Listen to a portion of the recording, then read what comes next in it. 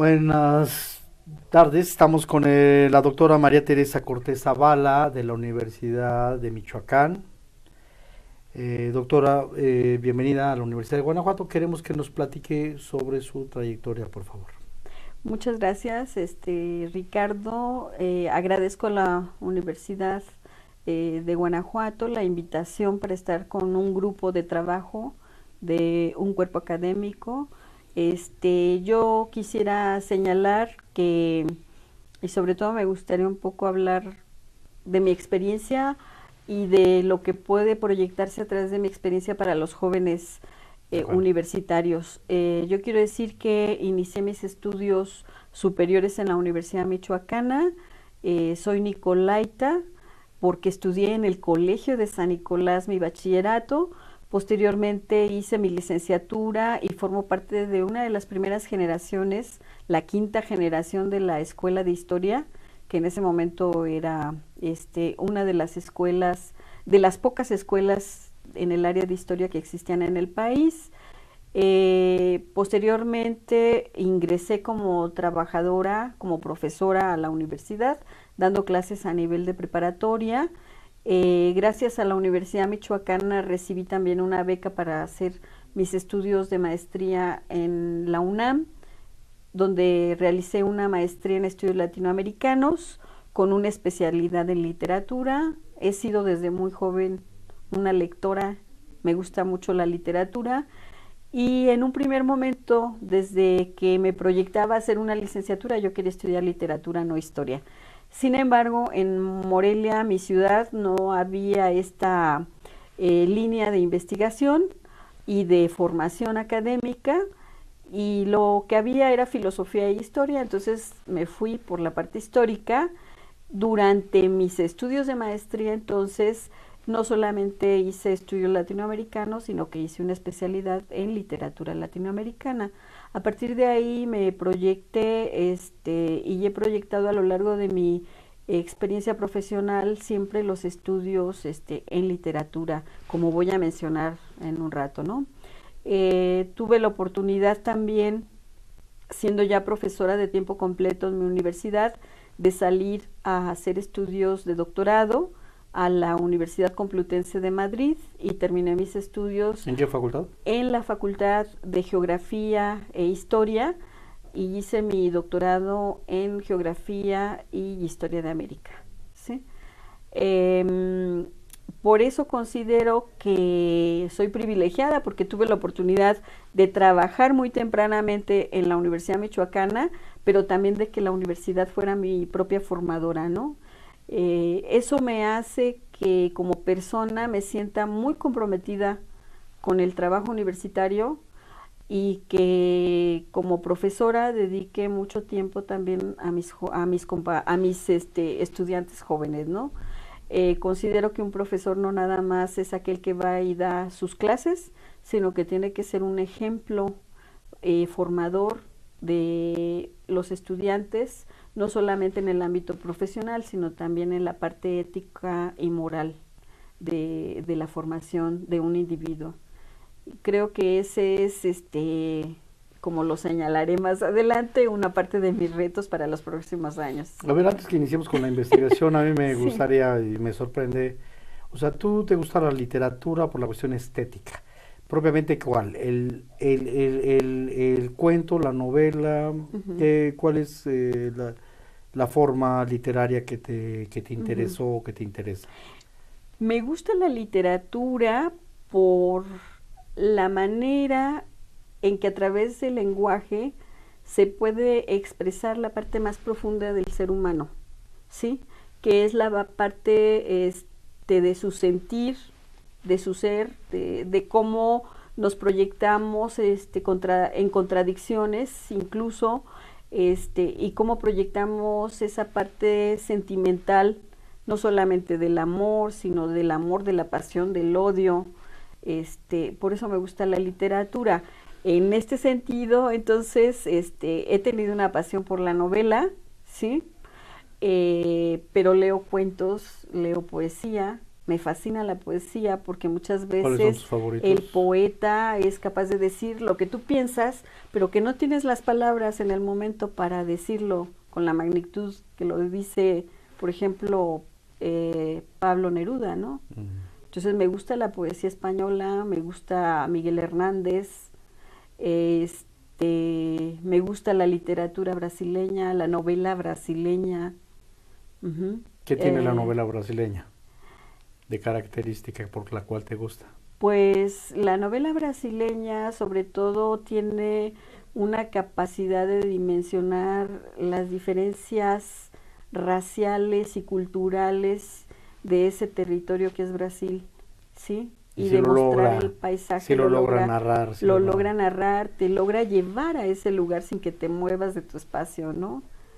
Me gusta y siempre uno de mis autores favoritos pues ha sido Honorato de Balzac. He seguido desde muy joven Papá Goriot. la novela de la comedia humana de Balzac porque precisamente muestra al individuo en todas sus partes solidarias y humanas, pero también en las partes más apasionadas y terribles que tenemos los seres humanos, ¿no? Sí, Entonces, Papá Goriot y demás. Muy sí. bien, ¿y el cine? El cine, eh, me empecé, uno de mis primeros trabajos lo empecé a hacer sobre cine porque en el año 1985 el doctor Enrique Florescano tenía la tarea de hacer una historia general de Michoacán. Entonces a mí me tocó hacer la historia de la historia social Cultural. y cultural y de las costumbres y tradiciones. Y en ese momento empecé a entrar con la documentación en la información relativa a cómo había iniciado las primeras proyecciones cinematográficas en Michoacán. Más que eso, me interesaban las reacciones o me impactaron mucho las reacciones que tenía la gente ante la proyección de una imagen y una imagen en movimiento. Entonces eso me llevó a apasionarme sobre el tema y empezar a buscar en los archivos toda la información que hubiera sobre cómo se había ido modificando el conocimiento de la imagen, y el impacto llegó a ser tan fuerte en el caso michoacano que unos empresarios michoacanos que tenían haciendas en la tierra caliente michoacana, primero como juego, son tres hermanos, primero como juego empiezan a meterse en la proyección de vistas para el cinematógrafo y posteriormente se convierten en grandes empresarios cinematográficos que son los hermanos Alba, ¿sí? Que después se trasladan a la Ciudad de México y son los primeros que con la tecnología de Lumière empiezan a hacer proyecciones por todo el país, ¿sí? De las películas de sus hermanos, ¿cuáles son las que destacan?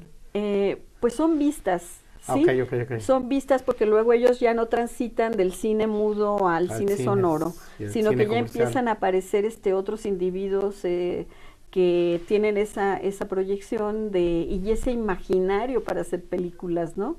Qué Y interesante. entonces ahí tenemos a un personaje michoacano que es el Miguel Contreras Torres, del cual yo hago un trabajo de cómo él, de ser un individuo que va haciendo proyecciones por los pueblos de vistas, luego empieza a hacer sus grabaciones y posteriormente llega hasta ser actor, director, y empresario, Qué todo junto, interesante. ¿sí? A ver, con referencia a tu sensibilidad Ujú. literaria, ¿te tocó trabajar sobre algunas otras fuentes históricas como cartas y que te ha ayudado esa sensibilidad? Ujú. A ver, no sé, te pregunto, ¿con alguna fuente en Sí, algún proyecto de tu trabajo? mi primer trabajo histórico, que es mi resultado de mi tesis de licenciatura, yo hago un análisis de tres momentos de la historia de la hacienda en Michoacán a través de tres novelas Oh, históricas, muy bien. ¿sí? Tres novelas de la Revolución, en las cuales cuentan diversas historias, pero lo más interesante es que el centro de la narración se desarrolla en medio de una hacienda. Y a partir de ahí, combinando documentación histórica, la propuesta que yo hago de carácter teórico en ese momento es 1982, es cómo podemos los historiadores hacer uso de la literatura como una fuente de la historia, porque si bien el documento nos narra los hechos y deja huella del acontecer cotidiano, la literatura, desde mi punto de vista, muestra el espíritu de una época, ¿sí?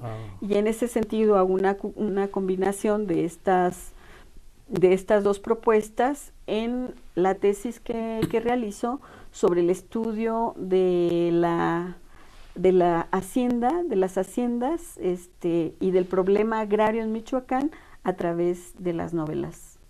No, muy interesante, o sea, la parte ficticia, pero la parte también que se relata, Sí. ciertas características que permitían saber las relaciones. Por ejemplo, la relación entre el hacendado y el peón acasillado, ¿sí? Pero en la novela no solamente te narra esa relación, sino te muestra el sentir, ¿sí? Del poder y del pobre, ¿no? Entonces creo que esa es una de las combinaciones que realizo en ese texto. Muy bien, ahora sí quiero que me platiques de la parte de investigación. ¿Cuáles han sido tus obras? ¿Cuáles han sido tus preocupaciones? ¿Y por qué esas preocupaciones? ¿Y qué has encontrado en los distintos momentos, en las distintas investigaciones? Bien, inicié como ya comenté, inicié mi investigación trabajando sobre la literatura como una fuente para la historia. Posteriormente empecé a trabajar y me inquietó la propuesta que de gobierno tuvo en su momento Lázaro Cárdenas, pero más que la propuesta de carácter económico y político, a mí me interesaba dentro de esa propuesta qué era lo que él proyectaba para la parte cultural, ¿sí? Y entonces esto se convirtió en un libro que se llama Lázaro Cárdenas y su proyecto cultural, en el cual analizo la relación que tiene con los intelectuales, como un sector de la inteligencia mexicana simpatiza con este proyecto y trabaja para este proyecto a través del cine, ¿sí? Como una fuente de divulgación de determinados valores e ideas,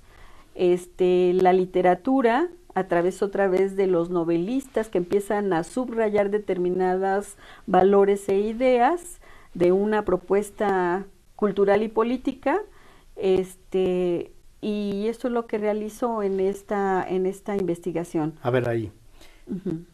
¿Cárdenas tenía un proyecto cultural tal cual o vino hilvanando de manera no muy orientada distintos trabajos?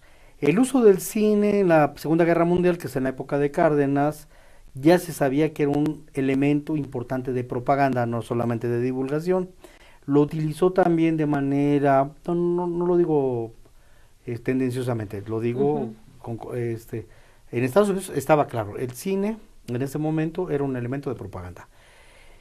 Cárdenas también lo veía así. Y la otra cuestión, que bueno, estamos hablando de las bellas artes o de las relaciones con los intelectuales, porque el proyecto de cultura de Cárdenas es muy rico, tal es así que forma el Instituto Nacional de Antropología e Historia. Bueno, no sé, a ver, platícanos. Sí, bueno, el trabajo a distancia, porque se publicó en 1995, a distancia puedo también ser una autocrítica y señalar las limitaciones. Entonces, en su momento yo quería mostrar que Cárdenas tenía un proyecto cultural, ¿sí? Sí lo tenía. Porque, no, eso es lo que quiero mostrar en un primer momento, ¿sí? A lo largo de la investigación, lo que yo encuentro es a un individuo que tiene una sensibilidad para dialogar con diversos grupos y retomar buena parte de las ideas de estos o dejar hacer, ¿sí?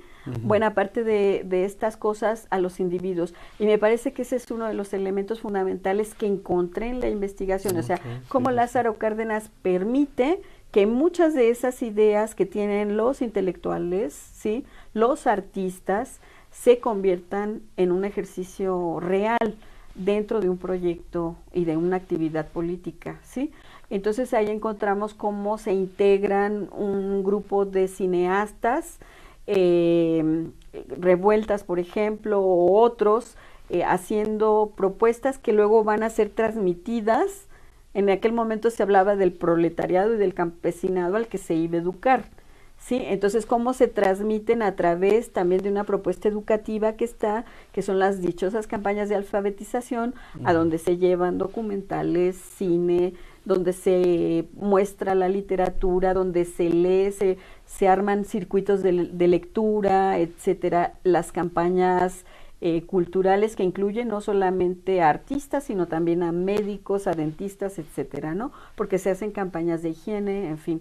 Todas esas son las cosas de las que hablo en ese libro. Oh, pues muy, muy bonito. ¿Sí?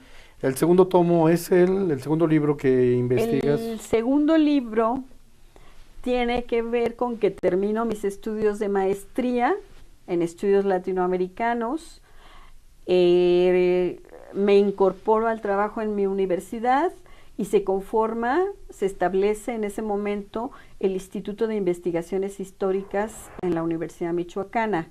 A partir de ahí, los individuos que formábamos ese instituto nos planteamos que el instituto tenía que dedicarse a 3 líneas de generación de conocimiento, que eran la historia de Michoacán, por tener una larga tradición de historia regional, la historia de México y la historia de Latinoamérica. Y en ese momento a mí me toca hacerme cargo de empujar los estudios latinoamericanos junto con 2 profesores más. Así que nos sentamos estos compañeros y yo a conversar sobre por dónde íbamos a explorar la historia de América, ¿sí? Y hicimos todo un análisis y decidimos que íbamos a empezar por hacer historia del Caribe. Y en esa perspectiva yo inicié mis estudios sobre Puerto Rico, que es lo que he trabajado en los últimos 25 años. Y en el caso de Puerto Rico, como yo estaba con toda la investigación sobre el nacionalismo cardenista, empecé a buscar como cuáles eran los comportamientos más cercanos a eso en el caso puertorriqueño. Lo primero que hice fue las relaciones de Cárdenas con gente del Caribe y empecé a trabajar algunos líderes caribeños y entre ellos me dediqué específicamente a trabajar a un líder independentista puertorriqueño de la década de los 30 que se llama Pedro Albizu Campos. Entonces mi siguiente libro es Pedro Albizu Campos y la nación puertorriqueña. ¿Este es el de...? ¿Es el cuarto o el tercero? Este es... Posterior al que me estás... quinto libro, ¿sí? El quinto libro. Muy bien. ¿Y qué encontraste? ¿Y por qué Puerto Rico y no agarraste Cuba o las Antillas? Bueno, ¿por qué cogí Puerto Rico? Porque en la década de los 30, ¿sí? La causa de la independencia de Puerto Rico se discutió en las Naciones Unidas y el representante por Puerto Rico para hablar ante las Naciones Unidas por Puerto Rico fue México, ¿sí? Y el representante mexicano en las asambleas fue un michoacano, ex rector de nuestra universidad, que se llama Natalio Vázquez Pallares. Entonces, por eso empecé, ¿por qué a México le interesaba legitimar la independencia de Puerto Rico? Empecé a buscar los nexos, las redes, los circuitos de los independentistas con los mexicanos, ¿sí? Y encontraste... Y empecé a encontrar una serie de lazos, ¿sí? Muy bien. Luego, bueno, entonces, historia de América Latina es una de tus preocupaciones y Sí. pasa a ser un eje fundamental para mi trabajo. Y para el doctorado y para las líneas de investigación. Sí. ¿Cuál es el segundo área de interés que Bueno, que quieras desarrollar? estudiando el pensamiento independentista de Albizu Campos. Albizu Campos tiene una tesis fundamental para decir que Puerto Rico tiene derecho a ser un estado independiente de los Estados Unidos. Y la tesis radica en que en 1897, siendo territorio de España, España le otorga a Puerto Rico la autonomía para que se administre, ¿sí? Entonces, él recurre al derecho internacional y dice, no podemos pertenecer a Estados Unidos, ni España nos podía entregar como botín de guerra, de la guerra del 98, porque ya nosotros teníamos una autonomía, ¿sí? Y eso es lo que se discute en las cortes internacionales en la década de los 30. Así que yo, en vez de ir para adelante con mis investigaciones históricas, me fui para atrás y me fui a conocer la historia de Puerto Rico cuando pertenecían y eran parte del Imperio Español. Así fue como proyecté para mi tesis de doctorado un estudio sobre el partido político que logra y negocia con España la autonomía de Puerto Rico, que es el Partido Autonomista Puertorriqueño. Este partido ha sido y ya ha sido muy estudiado desde el punto de vista de sus ideas políticas, de lo que proyectó, toda la parte teórico-política. A mí me interesaba saber quiénes conformaban al Partido Autonomista Puertorriqueño, ¿sí? Y entonces empiezo a ver que es un partido que triunfa en elecciones, triunfa electoralmente y logra por algunos meses tener el control de la isla, se le reconoce como gobierno cuando se le da la autonomía en 1897 y entonces me interesa quiénes son los que integran ese partido. Así que me voy a la parte de análisis del trasfondo social y cultural que habita a este partido político y me encuentro con que son médicos, abogados, agrónomos, ingenieros, químicos, físicos, los que liderean a este partido. El proyecto nacional, ¿no? El proyecto nacional, ¿sí? Y de ahí, esta es una parte de mi tesis, es uno de los capítulos de la tesis. De ahí nace este libro que se llama Economía, Cultura e Institucionalización de la Ciencia en Puerto Rico, porque me encuentro que son los hombres de ciencia o lo que Carlos Altamirano llama, ¿sí? La inteligencia patriótica, ¿no? Exacto, que es un cuerpo intelectual orgánico. Que es capaz de organizarse en un partido político y de llevar a cabo un proyecto de nación. ¿Sí? A ver, muy bien. Y aquí hay otra área que me habías comentado, que es el área de la ciencia, la historia de la ciencia. Sí. A ver, platícame al respecto. Bueno, derivado de la tesis, tú sabes que en una tesis de doctorado, incluso por los tiempos que tienes que cumplir, dejas muchas cosas que no puedes, que las presentas en la tesis, las argumentas, pero no las puedes desarrollar. Así que en esa tesis dejé muchos pendientes, digámoslo así.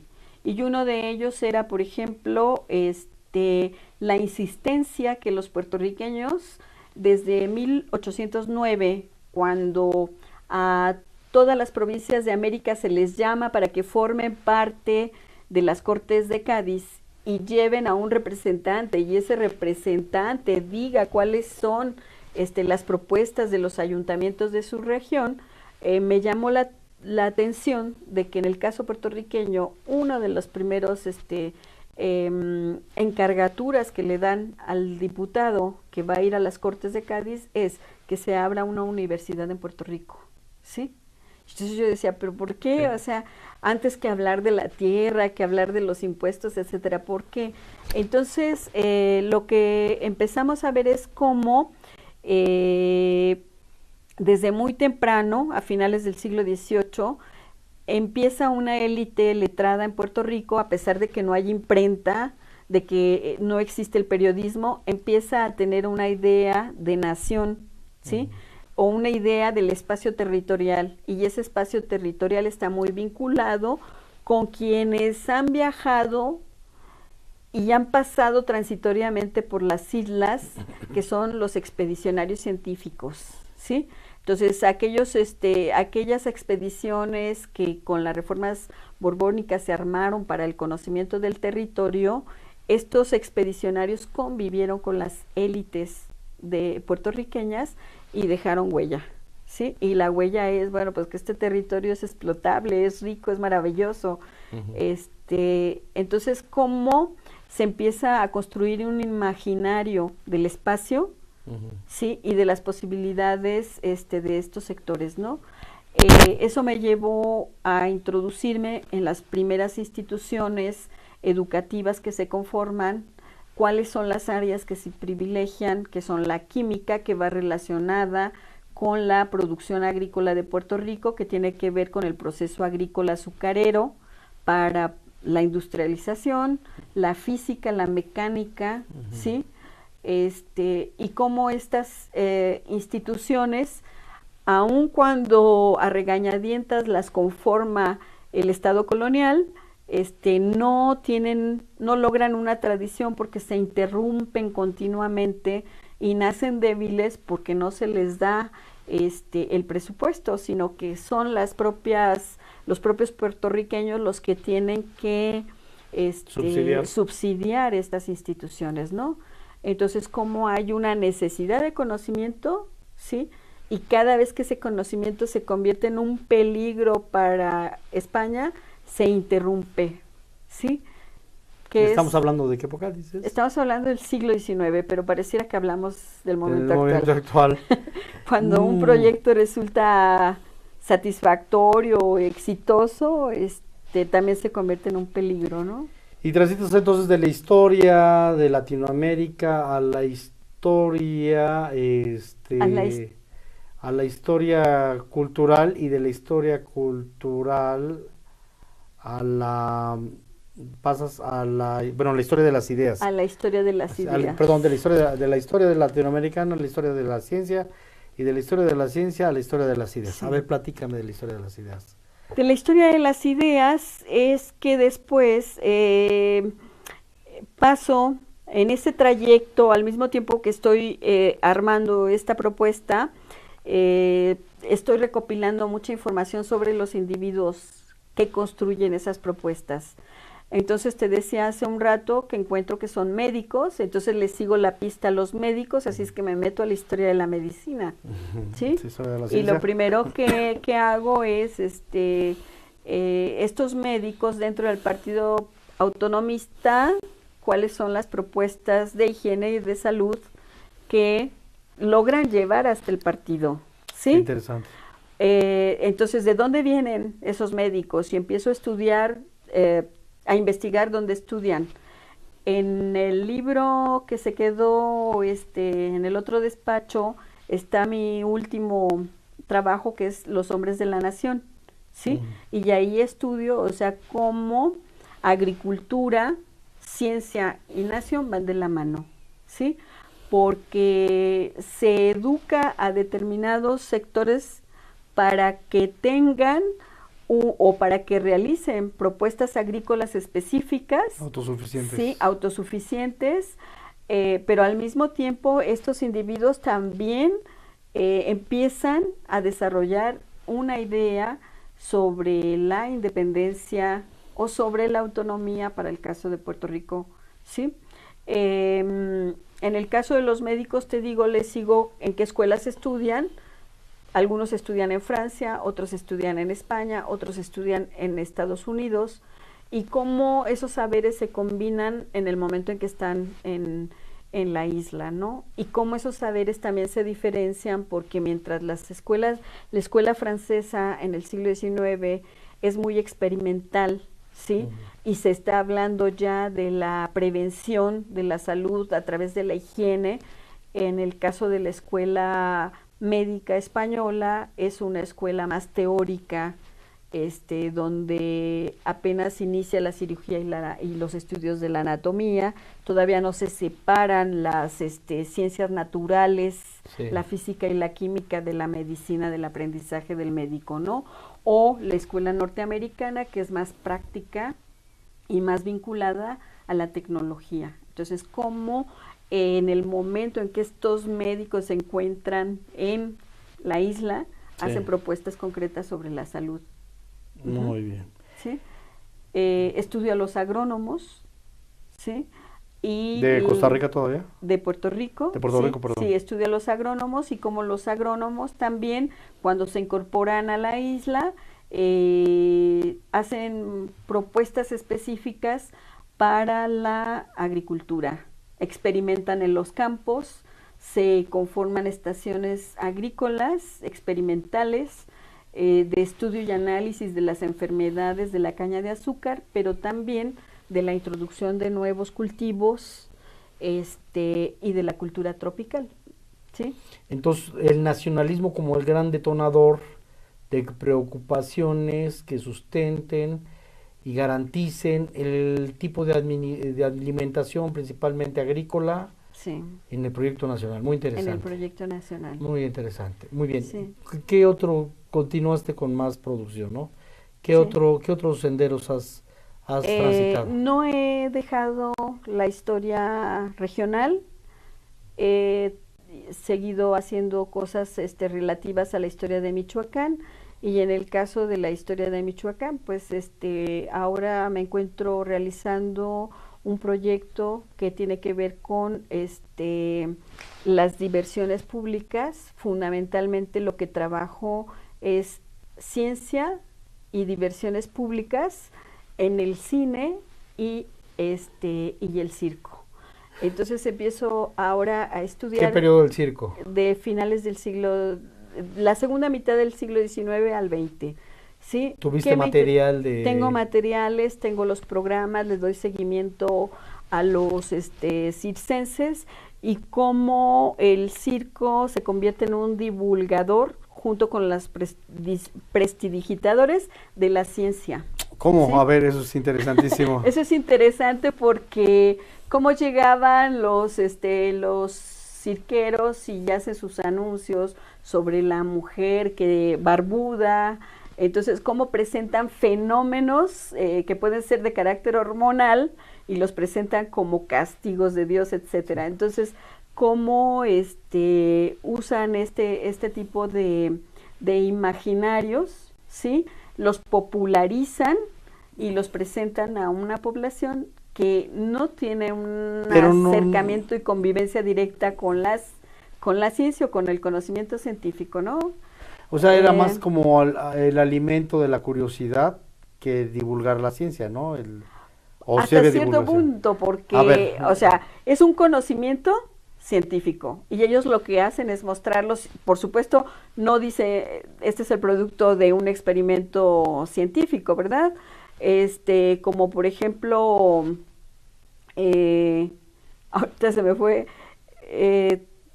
el tipo de experimentos que hacían experimentos y los presentaban públicamente y la gente se maravillaba, ¿no? Ahorita se me fue la idea de qué tipo de experimentos, pero cómo se convierten en divulgadores de lo que ha sido el resultado de un conocimiento científico. En 100 años de soledad, ¿no? Cuando llegan los gitanos a mostrar el hielo a la población. El hielo a la población, muy bien. Esa es una parte del sobre las maromas. Los hijos los seres que nacen pegados, deformes, etcétera, ¿no? Que tienen problemas. Entonces, sí. Fue sobre la maroma, ¿no has trabajado? No.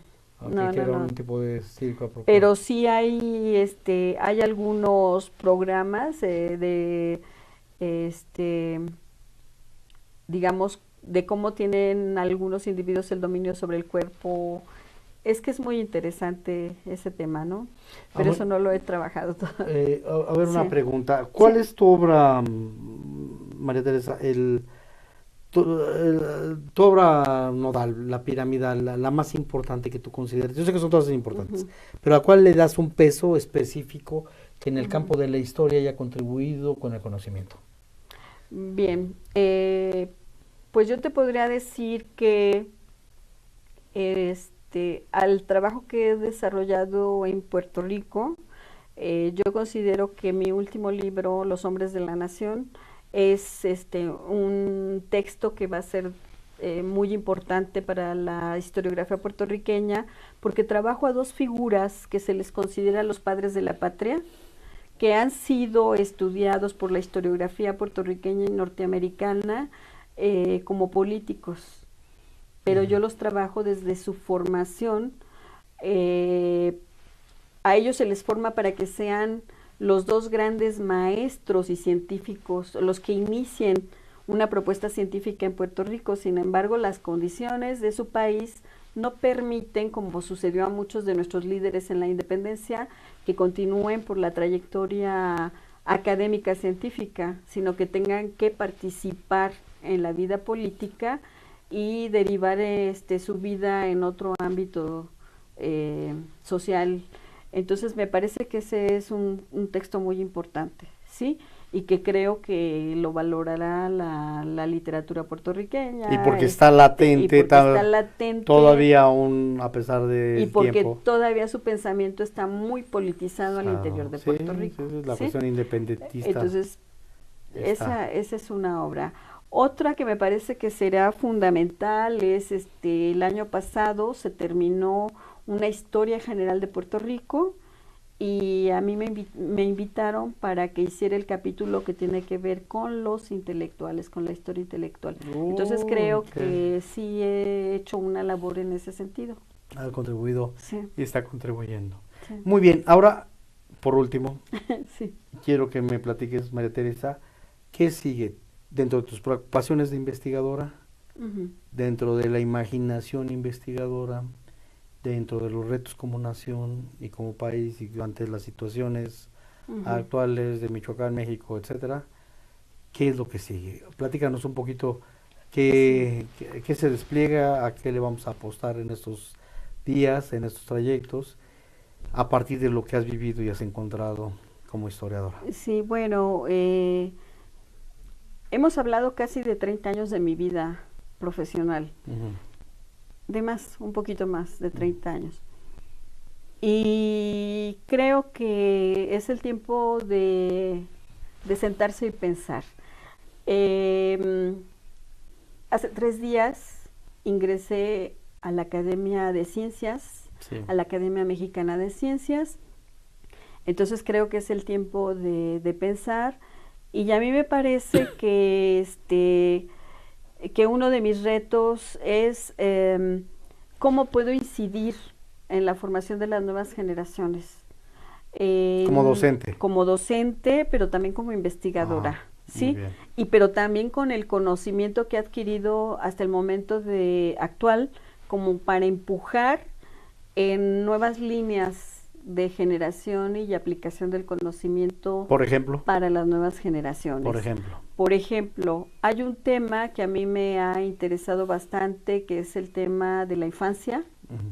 También lo he trabajado indirectamente para el caso puertorriqueño por otros asuntos en el siglo XIX.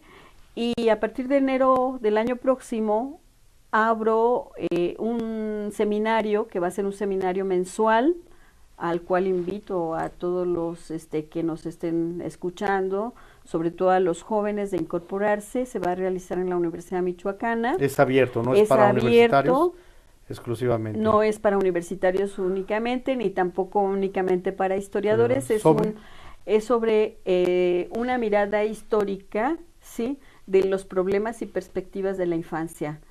Pero en él participan médicos, ¿sí?, participan abogados, y participan psicólogos, educadores y historiadores, por supuesto. ¿Tú la convocaste o tú te sumaste? Yo lo convoco junto con ¿A partir de dónde nace la transversalidad? Que es muy interesante lo que me estás diciendo. A partir de que nos interesa estudiar y analizar a los niños, no solamente como sujeto histórico, ¿sí? Nos interesa esa concepción que nace de los niños en la medicina cuando se crea cuando se crea una especialidad, ¿sí? Nos interesa conocer a la legislación y las preocupaciones que los legisladores actualmente quieren aplicar a la infancia, ¿sí? Y nos interesa la parte psicopedagógica de los niños y luego la ubicación social también, porque ¿por qué tenemos tantos niños en la calle o el abandono de los niños? En fin, ¿sí? Entonces, en ese sentido, hay un compromiso ético, hay un compromiso ético que social. Yo sé que puedo empujar desde mi área, pero que si tiene éxito, pues se pueden incorporar incluso ONGs, grupos solidarios que están trabajando con la infancia y que pueden explicar y mostrar sus experiencias en un seminario a académicos, porque me parece que también es importante que los académicos salgamos a la calle, ¿no? Y al ámbito social y nos involucremos más con lo que nosotros acá con las propuestas y con sí analizamos, ¿no? Claro. Es un seminario donde van a participar no solamente profesionistas, sino que se incorporan estudiantes que tengan como tema de interés la infancia o el estudio de los niños. Excelente. ¿Sí? María Teresa, algo que no te haya preguntado que quieras manifestar como importante. Pues otra cuestión que me parece importante son las redes y los lazos que podemos establecer los universitarios de distintas universidades del país. Creo, y sí me preocupa, muchas veces nosotros encontramos a nuestros pares más en el extranjero que al interior del país. Entonces creo que uno de los retos de los investigadores mexicanos sería reconocernos a nosotros mismos, claro. Vernos con respeto, claro. Dialogar y hacer cosas juntos. Por eso estamos el día de hoy aquí. Bienvenidos. Porque nos parece muy importante. Y comparto contigo que se hace falta que en la comunidad científica, la construcción de la comunidad científica teja redes y palpe realidad y genere proyectos conjuntos y todo esto. Sí, efectivamente, o sea, hablamos de la comunidad científica y cuando decimos comunidad científica nos referimos solamente a Estados Unidos o a Europa y no estamos pensando también en el compromiso y en la exigencia, en la tenacidad y en las propuestas de los trabajos de las comunidades nacionales científicas, ¿no? Y regionales también. Y que no sea porque nos lo piden y con eso hagamos puntos, sino que sea porque tenemos necesidad de tejer esos lazos, ¿sí? Para hacer propuestas concretas. Muy como bien. Lo hicieron los hombres del siglo XIX. Sí, ¿verdad? Sí. Todo una. Bueno, pues te agradezco mucho, María Teresa Cortés Zavala, doctora, que vino usted aquí a platicar y a compartir lo que sabe. Yo creo que eso es muestra de su humanidad y de su equipo de trabajo. Y queremos corresponder. Por lo pronto, ya nos dejó usted con esta entrevista un excelente documento que vamos a permitir compartir con quien quiera enlazarse en el YouTube y socializar el conocimiento.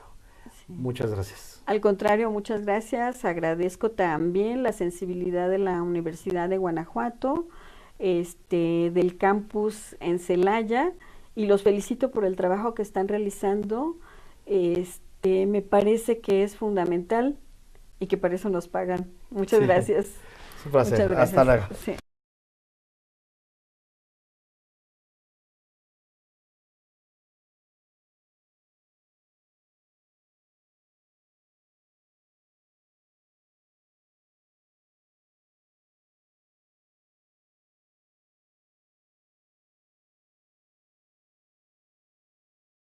Más adelante una parte de mis retos para los próximos años. A ver, antes que iniciemos con la investigación, a mí me gustaría y me sorprende, o sea, ¿tú te gusta la literatura por la cuestión estética? Propiamente, ¿cuál? ¿El cuento, la novela? ¿Cuál es la forma literaria que te interesó o que te interesa? Me gusta la literatura por la manera en que a través del lenguaje se puede expresar la parte más profunda del ser humano, ¿sí? Que es la parte de su sentir, de su ser, de cómo nos proyectamos en contradicciones incluso, y cómo proyectamos esa parte sentimental, no solamente del amor, sino del amor, de la pasión, del odio. Por eso me gusta la literatura. En este sentido, entonces, he tenido una pasión por la novela, ¿sí?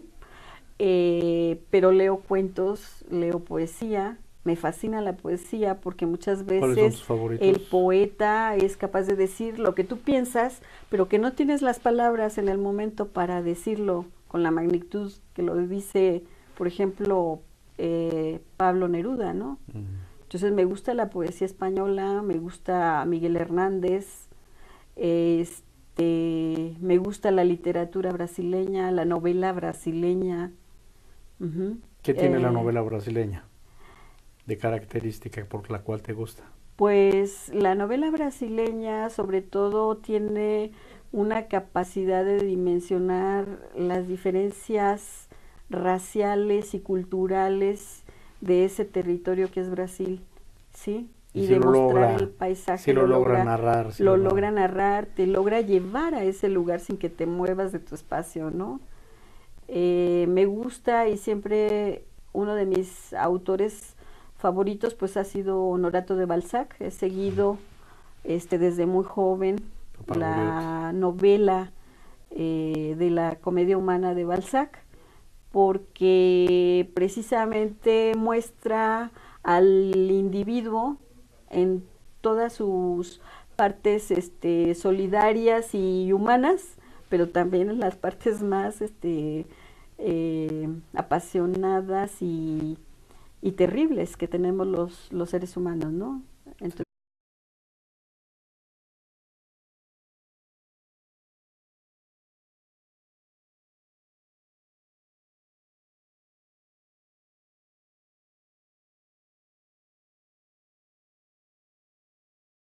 buenas tardes, estamos con la doctora María Teresa Cortés Zavala de la Universidad de Michoacán.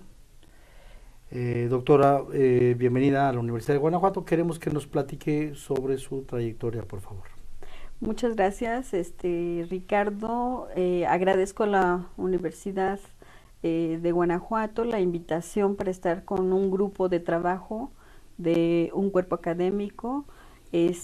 Yo quisiera señalar que, y sobre todo me gustaría un poco hablar de mi experiencia y de lo que puede proyectarse a través de mi experiencia para los jóvenes universitarios. Yo quiero decir que inicié mis estudios superiores en la Universidad Michoacana.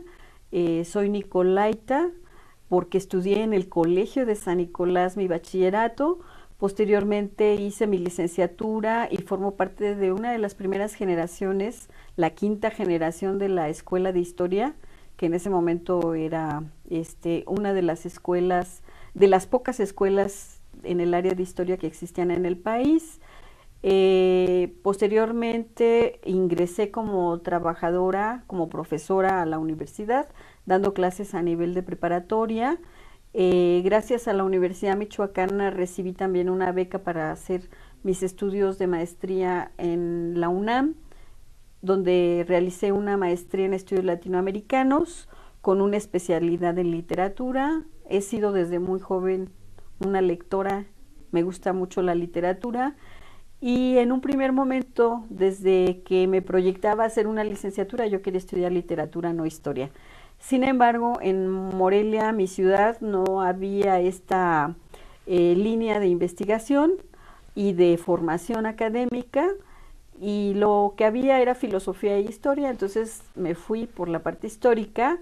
Durante mis estudios de maestría, entonces, no solamente hice estudios latinoamericanos, sino que hice una especialidad en literatura latinoamericana. A partir de ahí me proyecté y he proyectado a lo largo de mi experiencia profesional, siempre los estudios en literatura, como voy a mencionar en un rato, ¿no? Tuve la oportunidad también, siendo ya profesora de tiempo completo en mi universidad, de salir a hacer estudios de doctorado a la Universidad Complutense de Madrid y terminé mis estudios. ¿En qué facultad? En la Facultad de Geografía e Historia, y hice mi doctorado en Geografía y Historia de América, ¿sí? Por eso considero que soy privilegiada, porque tuve la oportunidad de trabajar muy tempranamente en la Universidad Michoacana, pero también de que la universidad fuera mi propia formadora, ¿no? Eso me hace que como persona me sienta muy comprometida con el trabajo universitario y que como profesora dedique mucho tiempo también a mis estudiantes jóvenes, ¿no? Considero que un profesor no nada más es aquel que va y da sus clases, sino que tiene que ser un ejemplo formador de los estudiantes, no solamente en el ámbito profesional, sino también en la parte ética y moral de la formación de un individuo. Creo que ese es, como lo señala